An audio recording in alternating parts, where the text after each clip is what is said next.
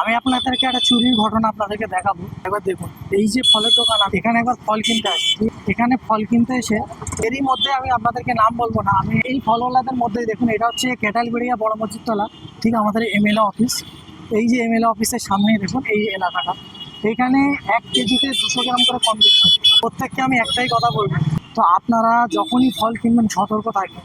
এ ইচ্ছাকৃতভাবে দিচ্ছিল, 1 কেজিতে 200 গ্রাম করে কম দিচ্ছিল।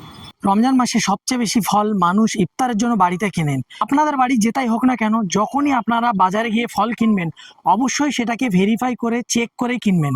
আমি যেখানে ফল কিনতে গিয়ে দেখলাম 1 কিলোতে 200 করে কম দিয়েছে। এই ভিডিওটা বানানোর কারণ হচ্ছে, আমার সাথে যেটা হয়েছে আমি চাই না আর অন্য কোনো মানুষের সাথে হোক, বা অন্য কোনো মানুষকে এইভাবে ঠকাতে পারে। এই কেজিতে 200 করে কম দেওয়াটাকে ছোটভাবে নেবেন না, কারণ যাদের কাছে আছে তাদের কাছে 1 লাখ টাকাও কিছু না, কিন্তু যাদের কাছে নেই তাদের কাছে 1 টাকাও অনেক মাইনে রাখে। এমনও ফ্যামিলি আছে যারা ইফতার খায় প্লেট ভরা ফল দিয়ে, কিন্তু এমনও ফ্যামিলি দেখা যায় যারা সারা দিন শেষে রোজা করে ঠিক মতো ফলও তাদের প্লেটে থাকে না। তার জন্য আপনারা যেই এলাকায় বাস করেন না কেন, আপনারা আশেপাশে এই ধরনের জিনিস দেখলে অবশ্যই সেই জিনিসটাকে রুখবেন।